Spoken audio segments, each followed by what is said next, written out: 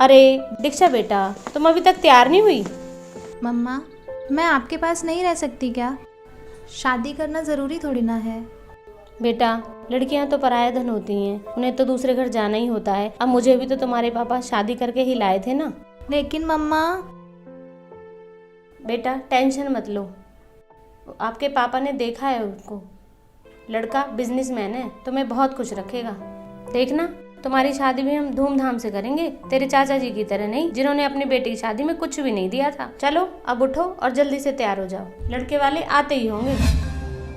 अरे मास्टर जी, बड़ी भाग्यशाली है आपकी बेटी, जो हमारे लड़के और फैमिली दोनों को पसंद आ गई।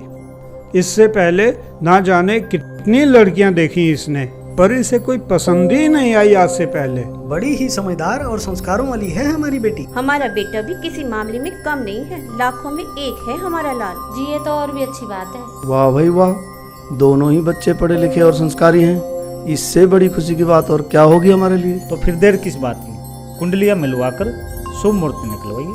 जी बिल्कुल। अच्छा तो मास्टर जी, बच्ची से पूछ के बता देना, चलते हैं।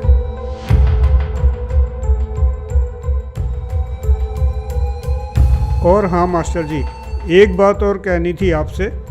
वैसे तो हमारी कोई डिमांड है नहीं, आपने हमारा स्टेटस तो देखा ही है, उसका जरूर ध्यान रखना, क्योंकि लोग हमसे कुछ ज़्यादा की उम्मीद रखते हैं। देखिए मास्टर जी, आपने जो निशा बेटी की शादी में दहेज दिया था उतना तो आप देंगे ही। बाकी मेहता जी, वो गाड़ी वाली बात एक बार अरुण बेटे से और पूछ लीजिए, उनको कौन सी गाड़ी पसंद है। लगे हाथ मास्टर जी को बता भी देंगे। अरे वो तो मास्टर जी देख ही लेंगे। बाकी मास्टर जी, लेने से पहले एक बार पूछ जरूर लेना। जी मेहता जी ज़रूर, हम अपनी हैसियत से भी कुछ ज़्यादा करने की कोशिश करेंगे। अच्छा तो ठीक है मास्टर जी, चलते हैं। नहीं नहीं भाई साहब, खाना तो तैयार है, आप खा के ही जाइए। अरे नहीं नहीं जी, माफ करना, आज हम जल्दी में हैं, किसी रिश्तेदार के यहाँ जाना है, फिर कभी। देखिए मास्टर जी, आपने जो निशा बेटी की शादी में दहेज दिया था उतना तो आप देंगे ही। बाकी मेहता जी, वो गाड़ी वाली बात एक बार अरुण बेटे से और पूछ लीजिए, उनको कौन सी गाड़ी पसंद है।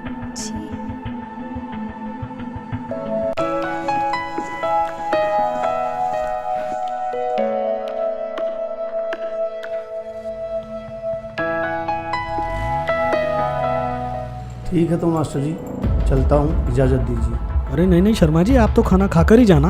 हाँ हाँ शर्मा जी, खाना तो खा के ही जाइए। मास्टर जी, जरूरी काम से कानपुर जाना है, बस आप दीक्षा बेटी की शादी में दहेज की कमी मत छोड़ो। उसकी कोई दिक्कत नहीं है शर्मा जी, आपको तो पता ही है, हमने अपनी बड़ी बेटी निशा की शादी कितनी धूमधाम से की थी।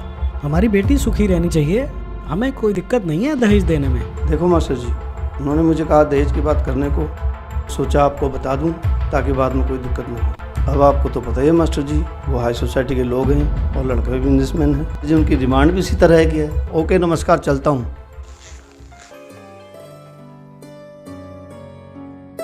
अरे बेटा, अब क्या हुआ तुम्हें?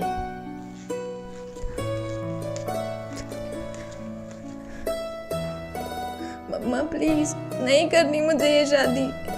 अरे बेटा, तुम्हें तो खुश होना चाहिए, कितना अच्छा परिवार मिला है तुम्हें। जैसे निशा बेटी की शादी धूमधाम से हुई है, वैसे ही तुम्हारी शादी भी हाई सोसाइटी में होगी, तुम्हारी बहन निशा की तरह। हाँ मम्मा, ऐसी जगह शादी कर दो कि मैं भी रोज रोज मरने की सोचूं दीदी की तरह। दीक्षा बेटा, ये क्या बोल रहे हो आप? मरने की बात और निशा के मन में हो नहीं सकता। हाई सोसाइटी में शादी हुई है उसकी, बढ़िया घर बार है, भला वो क्यों सोचेगी ऐसा? बेटा सच सच बताओ, बात क्या है? हाँ हाँ दीक्षा, बोलो बेटा बोलो। पापा, जिन्हें आप हाई सोसाइटी के और अच्छे व्यक्ति मानते हो, वो एक नंबर के घटिया और लालची लोग हैं। मैं जब पिछले महीने निशा दीदी के घर गई थी तो मैंने देखा। अरे दीक्षा, दीक्षा तू? हाँ दीदी, मैं। और कैसे हो आप? मैं ठीक हूँ, तू कैसी है? बस बिल्कुल ठीक। अंदर आजा। पता है, मम्मा तो मना कर रही थी कि अकेली कहाँ जाएगी, लेकिन मैं मानी ही नहीं। अरे रूपाली जी, हमारी बहू तो कैश, ज्वेलरी, फर्नीचर सब कुछ लेकर आई है। अच्छा, तब तो आपकी मौज हो गई होगी सुनीता जी। हाँ रूपाली जी, जब से हमारे घर बहू आई है हमारी तो मौज हो गई है। आप बताइए। अरे क्या बताएं सुनीता जी, हमारे घर तो ऐसी अभागन आई है कि अपने घर से तो कुछ लाई नहीं। शादी में तो कह रहे थे उम्मीद से ज्यादा देंगे, मगर दिया ही क्या, एक छोटी सी गाड़ी, थोड़ा सा कैश और कुछ ज्वेलरी देकर अपने घर का बोझ हमारे सर पर मढ़ दिया। लो, महारानी की बहन आई हैं।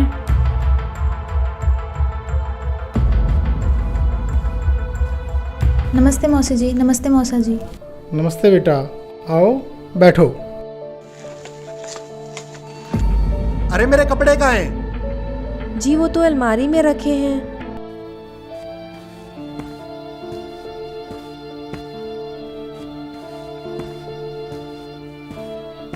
अरे अभी तक कपड़े प्रेस नहीं किए, तुमसे कोई काम ठीक से नहीं होता। अब मैं बाहर क्या पहन कर जाऊं? जी अभी करती हूँ।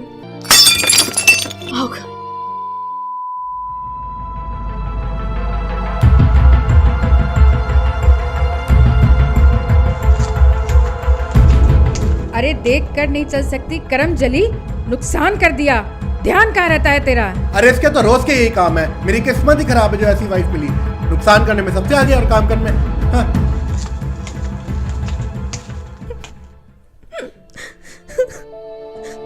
दीक्षा बेटा, काम करने के तरीके से पता लगता है कैसे संस्कार मिले हैं इसको। विक्रम के बहुत रिश्ते आए थे। जी बिल्कुल, हमारी तो मती मारी गई थी, विक्रम को ये पसंद आई।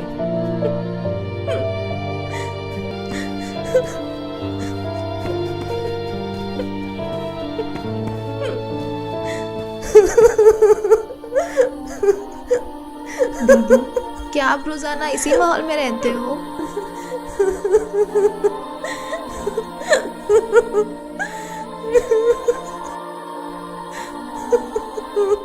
मैं क्या बताऊं दीक्षा, मैं अपनी तरफ से हर कोशिश करती हूँ इन सबको खुश रखने की।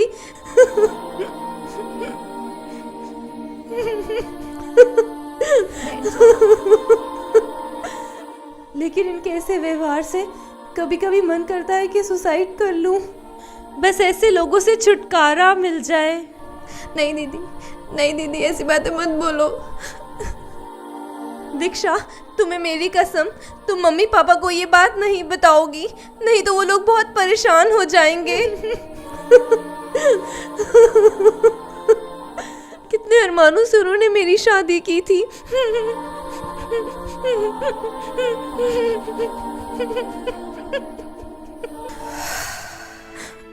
हाँ तो पापा जी, क्या ही नहीं कहते हाई सोसाइटी के एजुकेटेड लोग, जिनके अंदर इंसानियत नाम की चीज नहीं होती। छी, बाहर में जाए ऐसी सोसाइटी। बस दीक्षा, बस करो। अपने हिसाब से हमने रिश्ता अच्छा ही देखा था, और क्या नहीं किया हमने निशा की शादी में। लेकिन तो तुम क्या चाहती हो?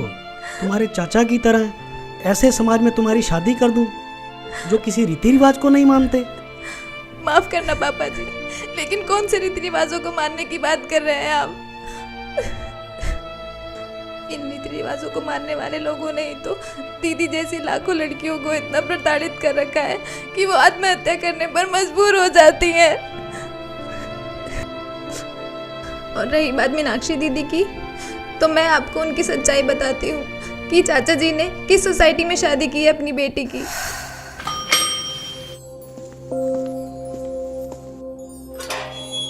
अरे दीक्षा बेटा। जी नमस्ते मौसी जी। नमस्ते बेटा, आओ आओ आओ बेटा आओ।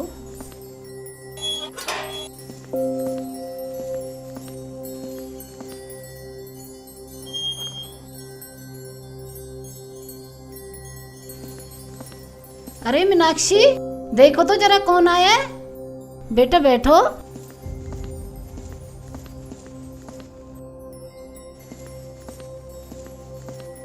जी मम्मी जी।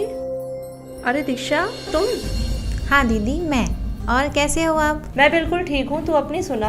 एकदम फर्स्ट क्लास। और घर पर सब कैसे हैं? ताऊ जी, ताई जी? सब एकदम ठीक है। आ जाओ बैठो।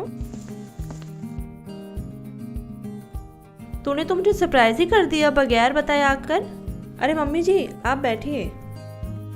आप बैठो, आ जाओ।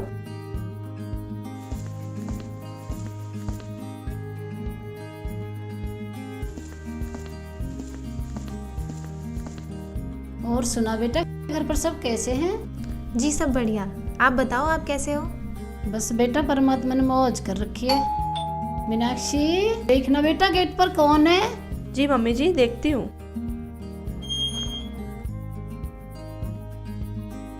अरे दीक्षा बेटी आई है क्या? नमस्ते मौसा जी। नमस्ते जीजू। नमस्ते बेटा, बैठो बैठो आप। और कैसे हो बेटा? जी बिल्कुल ठीक। और दीक्षा, क्या कुछ चल रहा है आजकल? कुछ नहीं जीजू, IAS की तैयारी कर रही हूँ। ये तो बहुत ही अच्छी बात है।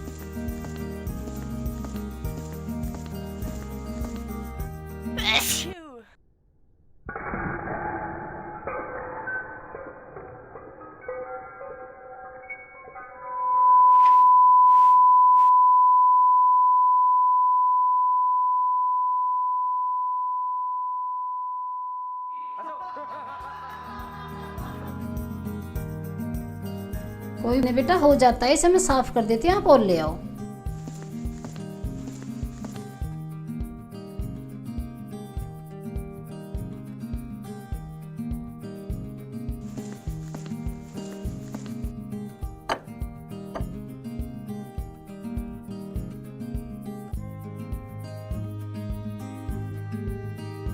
और दीक्षा बेटा, पापा ठीक है?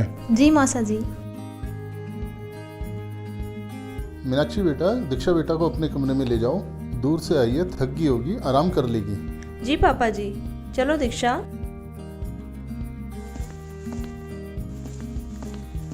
आओ बैठो। और सुना दीक्षा, तेरी पढ़ाई कैसी चल रही है? बिल्कुल ठीक दीदी। अच्छा दीदी, एक बात पूछूं आपसे? हाँ हाँ पूछो। दीदी आप खुश तो हो ना? चाचा जी ने बिना किसी लेन देन व धूमधाम के बिल्कुल साधारण तरीके से आपकी शादी की थी। ये लोग आपको परेशान तो नहीं करते ना? बिल्कुल नहीं दीक्षा, बल्कि इस घर में आकर तो मुझे एहसास हुआ कि यहाँ बहू को भी बेटी जैसा प्यार मिलता है। लाखों रुपए खर्च करने के बाद भी ऐसा समाज, ऐसा परिवार नहीं मिलता। और हाँ, ऐसा नहीं है कि पापा ने कुछ देना नहीं चाहा। वो तो पहले से ही मेरी शादी में बहुत कुछ देना चाहते थे, लेकिन इनकी फैमिली ने दहेज के लिए साफ मना कर दिया कि हमें कुछ नहीं चाहिए। ओह अच्छा। पहले तो हमें लगा कि ये लोग वैसे ही मना कर रहे हैं, दहेज तो देना ही है। लेकिन फिर हमें पता चला कि संत रामपाल जी के शिष्य हैं और दहेज लेना उन्होंने मना कर रखा है। फिर उन्होंने हमें एक बुक दी, जीने की राह, और कहा कि हम अपने संत रामपाल जी के नियमों को नहीं तोड़ सकते। फिर पापा जी ने भी हाँ करनी पड़ी। अच्छा दीदी, एक बात बताओ, क्या आपने भी संत जी से नाम दीक्षा ले ली? हाँ दीक्षा, अब मैंने भी संत रामपाल जी से नाम ले लिया है। दीक्षा, शादी के बाद तेरे जीजू ने मुझे बताया कि संत रामपाल जी क्या ज्ञान बताते हैं। इसके बाद उन्होंने मुझे एक बुक दी, जीने की राह, और कहा इसे पढ़िए। और उन्होंने कहा उनके सत्संग सुनिए और उनके बारे में जितना सर्च करना चाहो करो, और जब आपको लगे कि वह सही हैं तब आप भी नाम ले लेना। अच्छा दीक्षा, यकीन मानना, जब मैंने संत रामपाल जी का ज्ञान सुना तो मुझे जो भी लगे गुरु मंडलेश्वर, शंकराचार्य, उनसे मैंने संत रामपाल जी के ज्ञान को कंपेयर किया।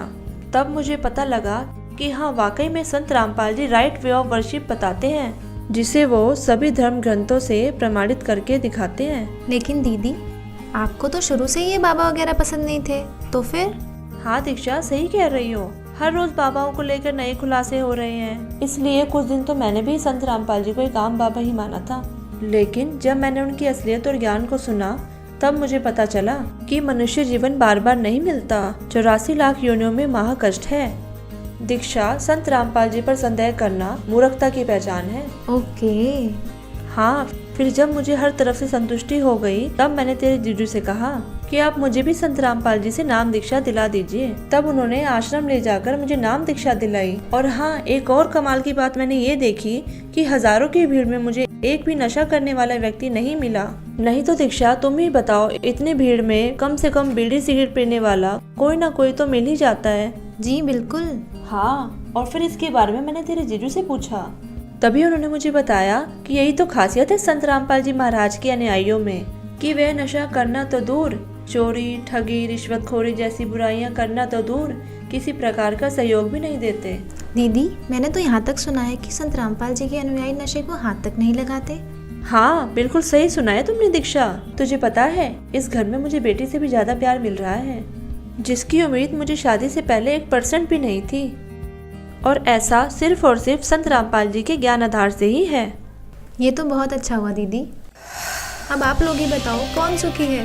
बेटी, आज आपने ये सच्चाई बताकर हमारी आंखें खोल दी।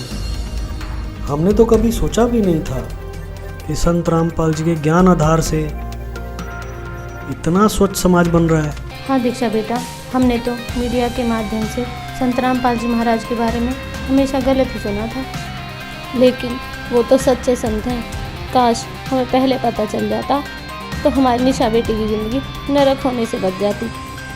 लेकिन तुम टेंशन मत लो, हम तुम्हारी शादी तुम्हारे चाचा जी की तरह बिल्कुल संत रामपाल जी महाराज के बताए हुए ज्ञान के आधार पर ही करेंगे।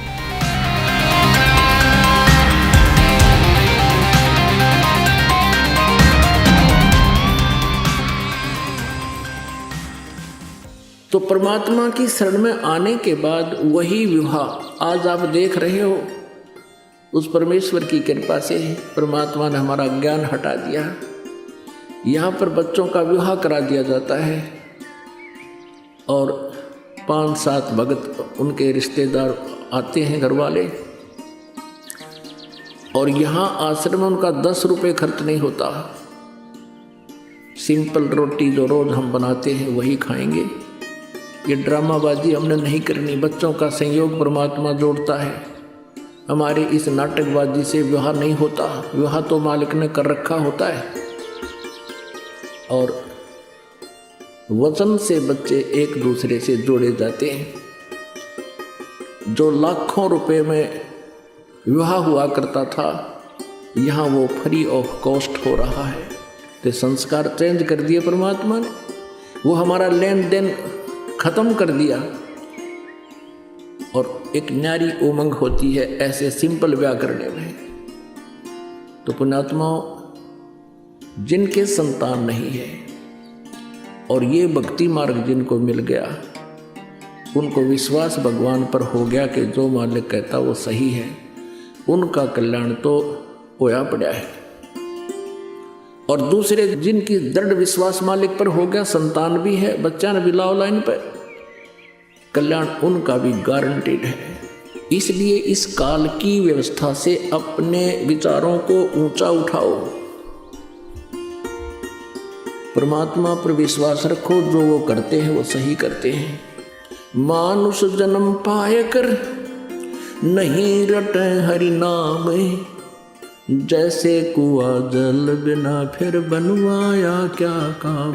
दोस्तों, आपने देखा कि जब दीक्षा संत रामपाल जी महाराज से नाम उपदेशी परिवार में जाती है तो ये देखकर हैरान हो जाती है कि देश में ऐसे भी परिवार हैं जो दहेज लेना पाप समझते हैं। कठोर से कठोर कानून बनाने के बाद भी सरकार की नीतियां दहेज लोभियों के सामने बोनी प्रतीत हो रही हैं। लाखों परिवारों को इस दहेज रूपी राक्षस ने बर्बाद कर दिया। संत रामपाल जी महाराज के आध्यात्मिक ज्ञान से दहेज जैसी बुराई ही नहीं बल्कि अन्य बुराइयों का भी अंत होता जा रहा है। दोस्तों, संत रामपाल जी महाराज के भक्ति नियमों पर चलते हुए इनके शिष्यों ने एक मिसाल कायम की है कि न तो दहेज लेंगे और न ही दहेज देंगे। संत रामपाल जी के इस नियम पर चलते हुए एक खुशहाल और सभ्य समाज तैयार हो रहा है। लाखों शादियां बिना दहेज, बिना बाहरी आडंबर के हो रही हैं, जिससे समाज में सुख और शांति स्थापित हो रही है।